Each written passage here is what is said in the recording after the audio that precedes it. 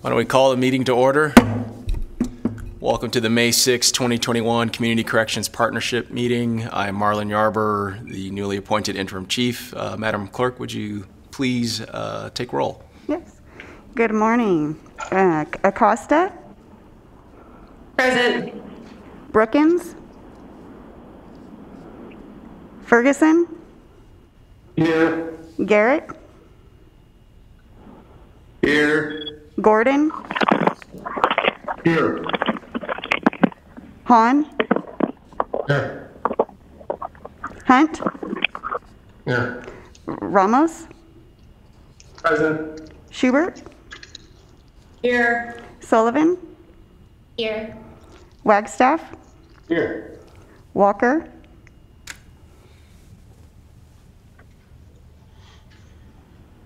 Chief Yarber? Here. Chief Yarber? Here. And you have a quorum. Thank you very much. Please read the announcement. This meeting of the Sacramento County Community Corrections Partnership is being cablecast live on Metro Cable 14, the local government affairs channel on Comcast, Consolidated Communications, and AT&T U-verse. Today's meeting will replay on Saturday, May 8th at 2 p.m. on Channel 14. This meeting is simultaneously webcasted at www.sacmetrocable.tv.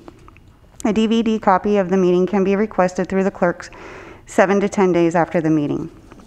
In compliance with directives of the County, State, and Center of Disease Control and Prevention, this meeting is live streamed and closed to the public. Temporary procedures are subject to change pursuant to guidelines related to social distancing and minimizing person-to-person contact.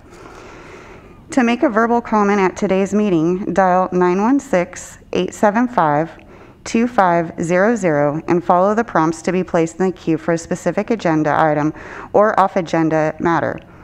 Please refer to the agenda or watch the meeting to follow along to determine when is the best time to call to be placed in the queue to make your public comment. You may be on hold for up to an extended period of time, and your patience is appreciated. When I open public comments for a specific agenda item or an off-agenda matter, clerk staff will begin transferring you into the meeting. Each agenda item queue will remain open until the public comment period is closed. Written statements are always accepted. Send your email comment to boardclerk@saccounty.net. Your comment will be routed to the board and filed in the record. Thank you again for your patience. Also, as this is a video teleconference meeting, please speak into the handset or a headset, mute your phone if you are not speaking, and announce yourself before speaking. Thank you. Thank you, Madam Clerk. So good morning again. I am Marlon Yarber, as I mentioned, the newly appointed interim chief probation officer, taking the reins from Chief Seal, who announced his resignation as he accepted employment with the Superior Court here in Sacramento to be the court's executive officer. I'm very familiar with many of the folks who are members of the CCP, as I previously served as our assistant chief over our adult operations and had a chance to chair this body at least on a couple occasions. But that's a few years ago now, as my most recent assignment has been for the last 3 years over our juvenile operations for those at home who are wondering who this new person might be. So I've had a chance to see really all aspects of our operations and enjoy a lot of the transformation under Chief Seal's leadership, and really proud to be a part of that. I'm excited today as it's a chance for us to talk a little bit about our first step really with some community engagement relative to realignment with the adult population and many of the services that have been in place, and hopefully services that will continue as we move forward.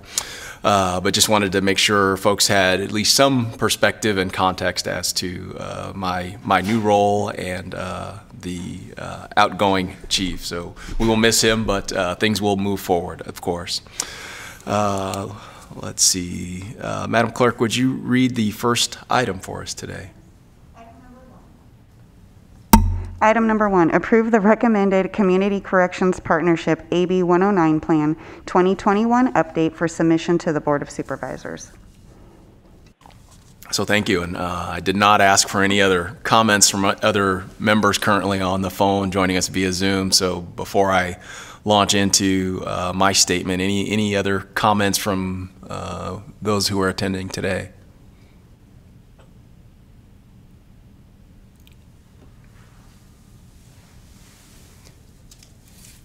Hearing no comments. This is Anne Marie. Can I just ask real quick, because it seems like a couple people have been added to the line. I don't know if some folks joined late, if we can find out who the folks are that are in addition to the people we already read off.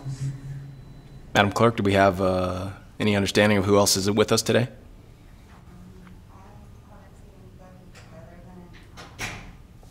There's one unknown caller.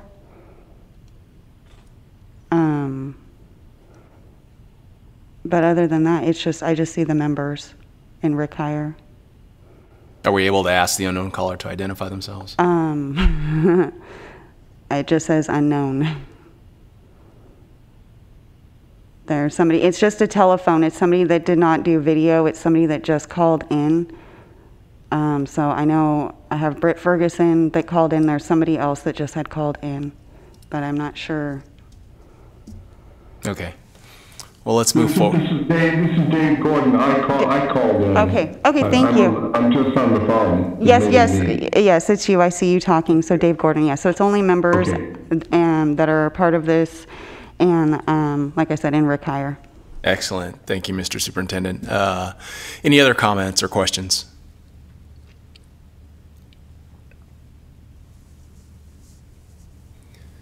So hearing none, I will start really by just a reminder that, for those who are with us, both in the public as well as the partnership members. The AB 109 plan is a report that advises the Board of Supervisors on specific programming needed to implement the provisions of public safety realignment legislation. The CCP Executive Committee votes on the AB 109 plan. The CCP recommends the local AB 109 plan to the County Board of Supervisors. The 109 plan is deemed accepted by the Board of Supervisors unless it is rejected by a vote of 4/5 of the board, in which case the AB 109 plan goes back to the CCP for further consideration. The plan provides a dedicated and permanent revenue stream to counties through vehicle license fees and a portion of state sales tax. The CCP does not make realignment funding decisions. I think that's a critical piece for people to wrap their heads around. The CCP can only identify what is needed to implement provisions of realignment legislation through the AB 109 plan submitted to the Board of Supervisors. Board of Supervisors decides the distribution of realignment funds allocated to the county through the annual budget process. And before I ask Catherine York to go through the staff report, let me first just say that we want to acknowledge the participation by representatives from our departments, but probably more importantly, those folks who stepped forward and raised their hands as community members to join in this process. So specifically want to acknowledge community members Melinda Avey, William Norwood, Bill Piper, and Muriel Strand. And I'm not sure if any of them are joining us today, but if they are, we may have a chance for them to make some comment once Catherine finishes the staff report. But just really want to acknowledge their participation, as it's easy for us as department heads, government, to assign people to this process and represent us and our interests. But again, really want to lift up really what is the community voice. So thank you to each of them. Catherine, would you please take us through the staff report? Yes, can you hear me okay? The item staff report for a vote to approve the recommended Community Corrections Partnership AB 109 Plan 2021 update. Originally, the CCP approved the long-term AB 109 plan in May 2014. The long-term plan included priority recommendations that have been implemented by CCP agencies and partners to the extent possible, with available funding allocated each year through the county's annual budget process. California's Budget Act of 2020 added a new mandate which requires the CCP in each county submit an updated AB 109 plan to the Board of State and Community Corrections each year by December 15th. On December 3rd, 2020, the CCP approved an AB 109 Plan 2020 update that continues priorities set forth in the previous long-term AB 109 plan. The AB 109 Plan 2020 update was submitted to BSCC on December 10th. During the December 3rd meeting in which the update was approved, the CCP committed to further review and potential revision of the AB 109 plan to be submitted to the Board of Supervisors for approval before the county's fiscal year 21-22 budget process. Community input during the December 3rd, 2020 meeting and the January 21st CCP Community Workshop resulted in the creation of a new advisory group that includes representatives from the community that Marlon previously mentioned and CCP Executive Committee agencies. The new CCP Advisory Work Group was established during the February 4th, 2021 CCP meeting and tasked with making recommendations to the CCP regarding additional AB 109 plan updates that, 1, incorporate further findings and input from local agency and community stakeholders, 2, align the AB 109 plan format and content with what has been recommended by the BSCC, and 3, ensures County Board of Supervisors approval of the updated plan during the fiscal year 21-22 budget process.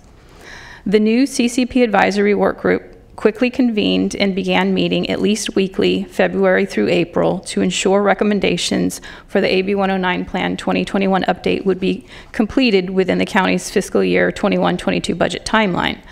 The work group opted to be identified as the CCP Advisory Board and are referenced as the CCPAB throughout the updated plan.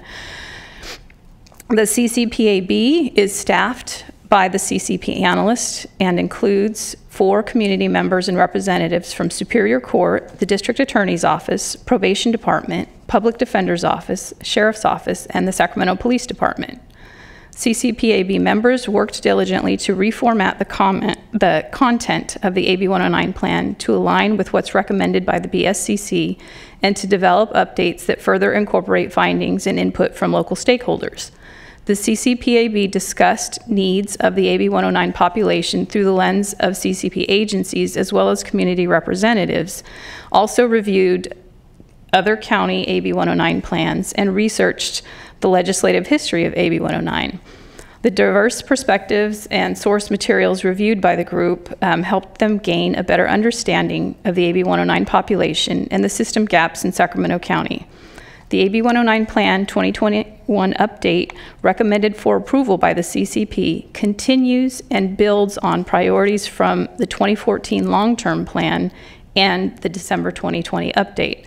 Priority recommendations in the 2021 AB 109 plan aim to achieve the goals of maintaining and improving community safety, reducing recidivism, and decreasing the use of jail through expansion of community-based treatment and support services. The 2021 AB 109 plan incorporates critical goals of the long-term plan and recommends additional services and staffing to the extent possible with available funding to address newly identified system gaps in our county.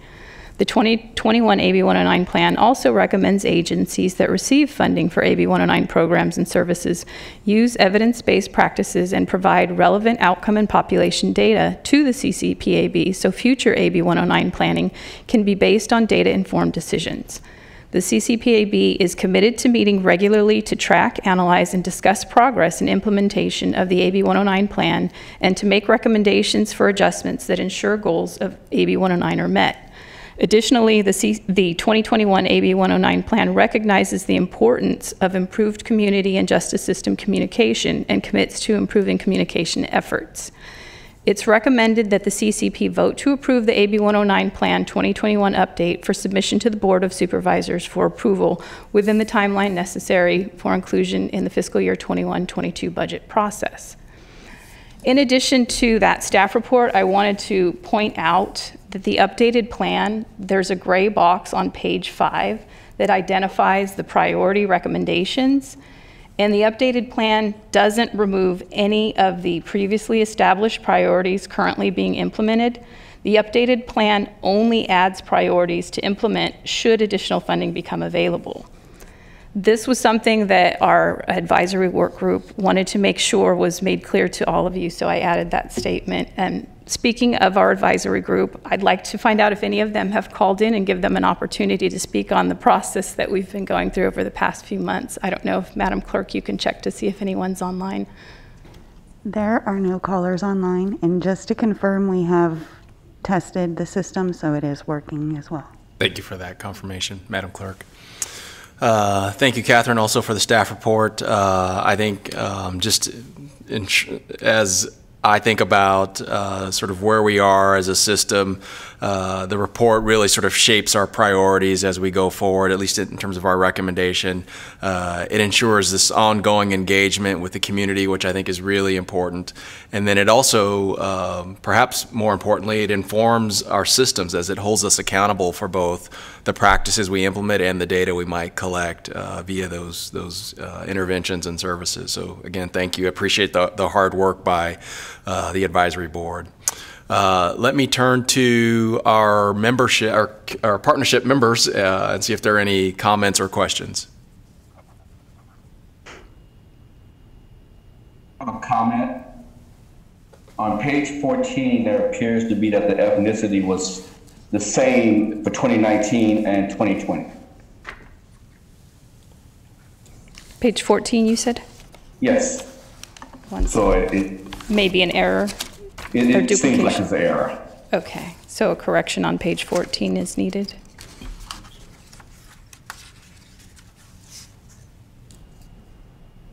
Okay, I will note the correction needed on page 14. Thank you. Mr. Chair, if I may. You may. Just wanted to make sure I understood the briefing that we just got. So the material on page 5, these are all the new things that were added to the plan on top of the existing priorities? No. Is that correct, Catherine? They are all inclusive. So it includes existing priorities and a handful of additional priorities. Correct.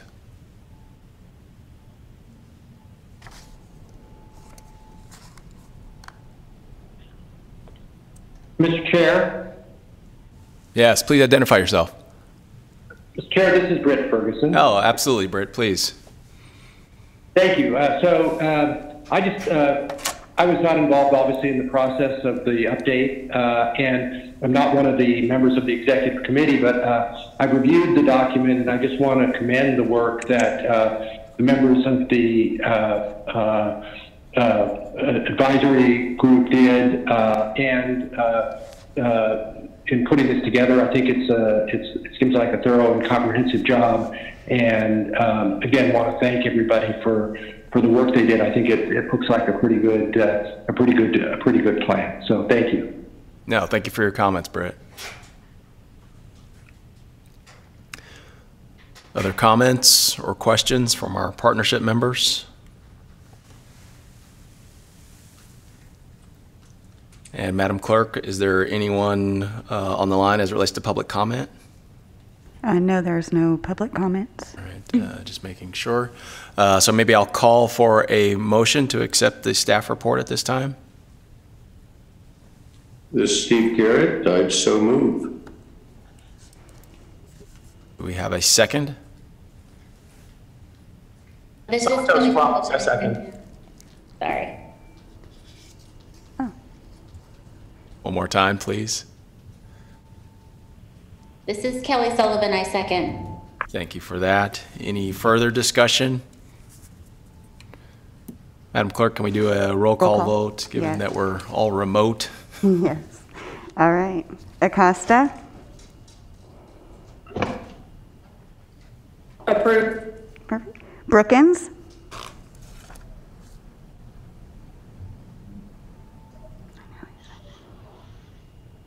Approve. Ferguson? I think I could be wrong here, and perhaps Catherine can correct me, but I think the vote actually should only be by the executive board members. Yes, the executive board is the voting body for the AB 109 plan. All right. Then we'll go with, okay, Ramos? Approve. Garrett? Approve. Wagstaff? Approve. Sullivan? Approve.